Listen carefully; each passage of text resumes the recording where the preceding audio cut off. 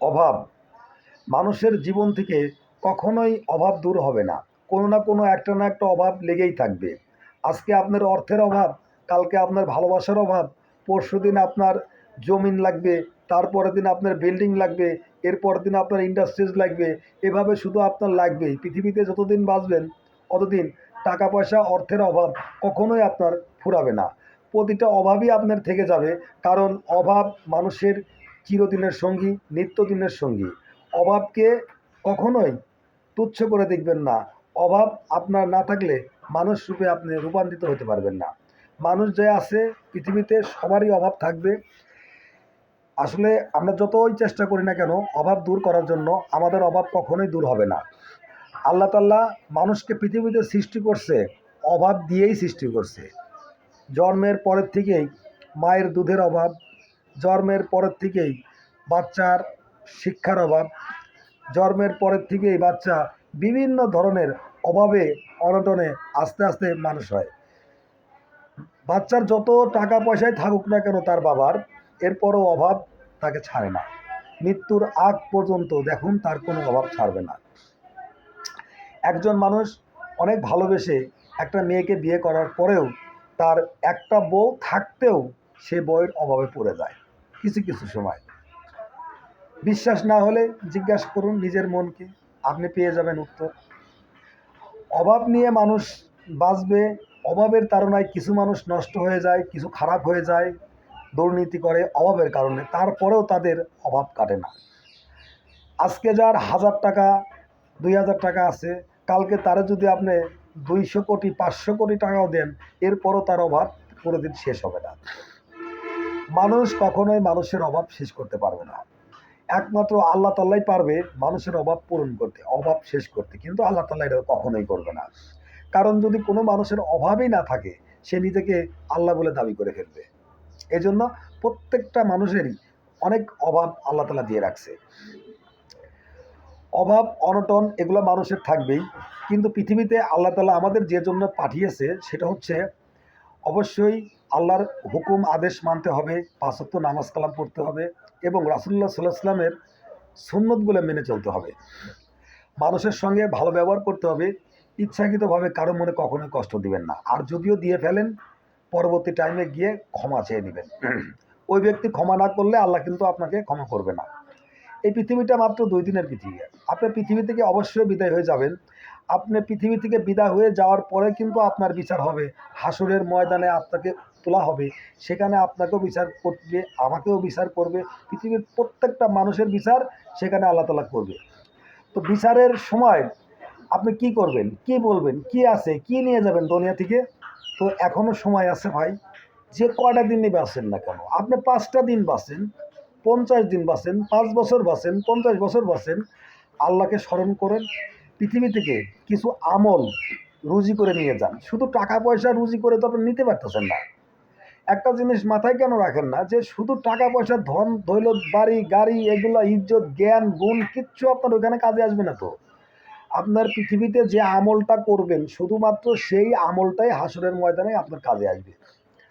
আপনার আমলই সেই দিন আপনার বেহেশতের টিকিট হয়ে দাঁড়াবে। আজকে যদি আপনি নামাজ না পড়েন, রোজা না রাখেন, মানুষের সঙ্গে খারাপ ব্যবহার বাদ না দেন, তাহলে আপনার জন্য জাহান্নাম তো আল্লাহ তাআলা নির্ধারিত করে রাখছে। আল্লাহ তাআলা বলছে পৃথিবীতে তুমি ভালো কাজ করো, তোমার জন্য ভালো ফল আছে। তুমি খারাপ কাজ করলে অবশ্যই তোমার জন্য খারাপ ফল আছে।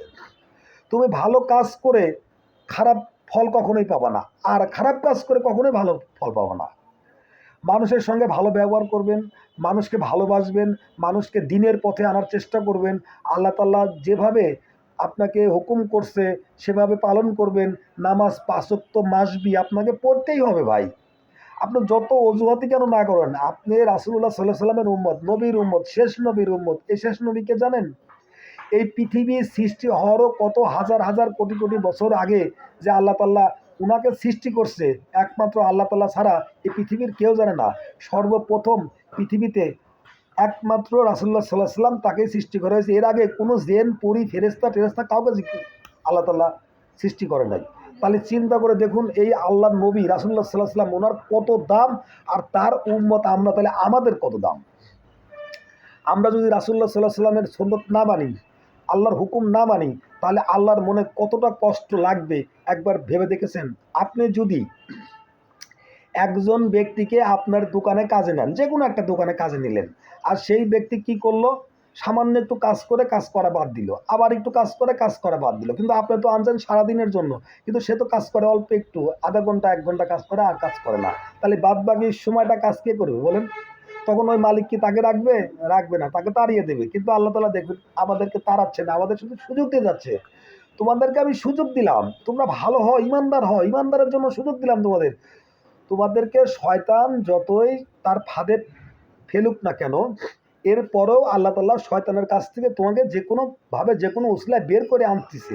এরপরেও তো তুমি ভালো হচ্ছ না, এরপরেও তুমি ইমানদার হচ্ছ না, এরপরে তুমি আল্লাহ রব্বুল আলমিনের কথা ভাবছো না, এরপরে তুমি মানুষ পৃথিবীতে কেন আসছো, কি করতে আসছো সেগুলো ভাবছো না। তুমি শুধু ভাবছো টাকা টাকা টাকা টাকা। টাকা নিয়ে তুমি কি করবা? ধন সম্পদ ইজ্জত জ্ঞান শিক্ষা কিচ্ছু কাজে আসবে না ওইখানে। ওইখানে শুধু একটা জিনিস কাজে আসবে, সেটা হলো তোমার আমল। তুমি পৃথিবীতে কি আমলটা করছো? তুমি একজন গরিব মানুষকে উপকার করো, তুমি একজন গরিব মানুষকে ভালোবাসো, তুমি একজন পার্শ্ববর্তী এলাকায় যে সমস্ত মানুষ খুবই গরিব অনাহারে আছে, তোমার অতিরিক্ত টাকা পয়সা আছে, তাদেরকে তুমি বিলীন করো, দান করো, খয়রাত করো। তো শুধু খয়রাত দান করলে আপনি ভেসে চলে যাবেন না। ইসলাম এত সোজা না, ইসলাম অনেক কঠিন। পৃথিবীতে সবচেয়ে কঠিন যে বিষয়টা সেটা হলো ইসলাম। আপনার একজন ইমানদার ব্যক্তি হতে গেলে আপনার কি কি করণীয়? একটা ইমানদার ব্যক্তি হতে গেলে আপনাকে নামাজ পড়তে হবে, কোরআন শরীফ পড়তে হবে, হজ জাকাত রোজা করতে হবে, মানুষের সঙ্গে ভালো ব্যবহার করতে হবে, দিনের পথে মানুষকে আনতে হবে, ইসলামের বিরুদ্ধে কেউ কথা বললে ওইখানে জিহাদ ঘোষণা করতে হবে। আপনার এমনি এমনি তো ইমানদার হতে পারবেন না। বেহেশত নাম শুনছেন, কিন্তু বেহেশতে যাওয়ার জন্য আপনাকে পৃথিবীতে অনেক পরিশ্রম করতে হবে। আমরা যারা কন্টেন্ট ক্রিয়েটার আছি, যারা ভিডিও তৈরি করি, তারা অনেক কষ্ট করে একবারের জায়গায় 10 বার 20 বার 50 বার কষ্ট করে একটা ভিডিও তৈরি করি। কিন্তু আমরা যে পৃথিবী ছেড়ে যাব, এরপরে যে আমাদের হাসর নাসর আছে, আমাদের জন্য জান্নাত জাহান্নাম আছে, এর জন্য যে আমরা পরিশ্রম করব 1 বার 2 বার 5 বার 10 বার না, একবারও বসে পরিশ্রম করি না। কারণ আমাদের নামাজ ভালো লাগে না, আমাদের ইসলাম ভালো লাগে না, আমরা মুসলমান শুধু নামে থাকবো। তাহলে আমাদের জন্য কি জান্নাত না জাহান্নাম বলুন? হাসরের দিন রাসূলুল্লাহ সাল্লাল্লাহু আলাইহি ওয়াসাল্লাম অবশ্যই উম্মতের জন্য আল্লাহর কাছে সুপারিশ করবে, কিন্তু সে উম্মতটা কে হবে? সে উম্মতটা সেই ব্যক্তি হবে যে ব্যক্তি দুনিয়াতে 5 ওয়াক্ত নামাজ কালাম পড়বে এবং রাসূলুল্লাহ সাল্লামের প্রত্যেকটা কথা মেনে চলার চেষ্টা করবে। আল্লাহ তাআলার প্রত্যেকটা কথা মেনে চলার মতো ধারণ ক্ষমতাও আমাদের নাই। রাসূলুল্লাহ সাল্লামের প্রত্যেকটা কথা কাজে মেনে চলার ধারণ ক্ষমতাও আল্লাহ তাআলা আমাদেরকে দেয় নাই। তবে হ্যাঁ, যত দূর সম্ভব চেষ্টা আমাদের চালিয়ে যেতে হবে। আমি চেষ্টা বাদ দিলাম, আমি সব জানি সব বুঝি, তাহলে আল্লাহ কি আমাকে জান্নাত দিবে? কখনোই দিবে না। আল্লাহ আমাকে জাহান্নামে দিয়ে দিবে। যেমন কর্ম দুনিয়াতে করে যাবেন ঠিক তেমন ফলটাই আপনি পাবেন। আপনাকে মরতে হবে যে কোনো সময় যে কোনো মুহূর্তে, এই কথাটা কেন আপনি মনে করতে চান না? অবশ্যই আপনাকে মরতে হবে। আপনি মানুষ, আপনার মরার কোনো স্টেশন নাই, আপনার মরার কোনো দিক নির্দেশনা নাই। যে কোনো সময় যে কোনোভাবে ঘরের থেকে বের হয়েছেন, যে কোনো জায়গায় ওষুধ খেয়ে পড়ে মরতে পারেন, গাড়ির তলে পড়ে মরতে পারেন, তাপমাত্রায় মরতে পারেন, গরমে মরতে পারেন, জ্বরে ঠান্ডায় বিভিন্নভাবে আপনি মরতে পারেন। কারণ আপনার সময় শেষ, যে কোনো একটা আল্লাহ উসিলা দিয়ে আপনাকে দুনিয়া থেকে নিয়ে যাবে। তো আপনি যদি দুনিয়াতে নাই থাকতে পারেন, তাহলে এই দুনিয়াতে এত কেন, এত ক্ষমতা কেন, এত টাকা পয়সা কেন, এত ধন দৌলত কেন? এগুলো দিয়ে আপনি কি করবেন? এগুলা কি আপনার সঙ্গে যাবে? আপনার সঙ্গে যেটা যাবে সেটা হলো আপনার আমল। আপনি আমল করেন, আপনি নেক কাজ করেন, ভালো কাজ করেন, ফরজ আদায় করেন, আল্লাহর হুকুম মানেন, নবীর সুন্নত মানেন, এগুলা নিয়েই আপনি যেতে পারবেন দুনিয়া থেকে। এছাড়া দুনিয়া থেকে আপনি যদি বিতাড়িত হন, তবে আপনার জন্য জাহান্নাম ছাড়া আর কিছু থাকতেছে না। আর জাহান্নামের আগুন কত ভয়ঙ্কর, কত হাজার হাজার লক্ষ লক্ষ বছর সেখানে থাকতে হবে, আগুনে পুড়তে হবে, আপনি এটা ধারণাও করতে পারবেন না। জাহান্নাম সম্পর্কে যদি আপনি কিছু জানতে চান, তবে অবশ্যই আপনি যদি মোবাইল চালানোর অভ্যাস থাকে, তাহলে ইউটিউবে সার্চ দিয়ে দেখুন জাহান্নাম কীভাবে, কতটা ভয়ঙ্কর হবে, আপনি দেখতে পারবেন। এছাড়া আপনি সহিহ হাদিসে যান, সহিহ হাদিস পড়েন, আপনি কোরআন শরীফ পড়েন, সব জায়গাতে আপনি পাবেন জাহান্নামটা কত ভয়ঙ্কর হতে পারে, যা আপনি কখনো কল্পনাও করতে পারবেন না, ধারণাও করতে পারবেন না যে এত ভয়ঙ্কর একটা জায়গা। আমরা সবাই জাহান্নামে যাওয়া থেকে নিজেকে রক্ষা করতে অবশ্যই চেষ্টা করতে হবে। চেষ্টা না করলে অবশ্যই আমরা জাহান্নাম, আমাদের জান্নাত নসিবে আসবে না। তো আমরা তওবা করি, তওবা আস্তাগফিরুল্লাহ রাব্বি মিন কুল্লি যামবি ওয়া তুবু ইলাইহি, লা হাওলা ওয়ালা কুওয়াতা ইল্লা বিল্লাহি আলিয়্যিল আযীম। আজকে থেকে পৃথিবীর সমস্ত খারাপ কাজ থেকে আমরা নিজেকে বিরত রাখলাম এবং আল্লাহ তাআলার পথে নিয়োগ হলাম। রাসূলুল্লাহ সাল্লাল্লাহু আলাইহি সাল্লামের সুন্নত, আল্লাহর হুকুম আমরা পালন করব, মানুষের সঙ্গে ভালো ব্যবহার করব, কোনো মানুষের মনে আমাদের মুখের কথায় যেন কষ্ট না লাগে সেদিকটা আমরা খেয়াল রাখবো। আমাদের যার যার নিজস্ব পেশা আছে আমরা সেটা করব, এর পাশাপাশি আমরা আল্লাহ তাআলাকে খুশি রাজি করার জন্য চেষ্টা করব। আল্লাহকে খুশি রাজি আমি যদি করতে পারি, আপনি যদি করতে পারেন, তাহলে আমরা আপনি সবাই উভয়ে একসঙ্গে আল্লাহর রহমতে জান্নাতে চলে যাব। আর আল্লাহকে যদি খুশি রাজি নাই করতে পারি, তাহলে আমরা কিভাবে জান্নাতটা পাবো? এজন্য আসেন ভাই, আমরা সবাই মিলে আজকে থেকে তওবা করি এবং আজকে থেকে আল্লাহকে রাজি খুশি করার চেষ্টা করি। সবাই ভালো থাকবেন। আসসালামু আলাইকুম ওয়া রাহমাতুল্লাহি ওয়া বারাকাতুহু।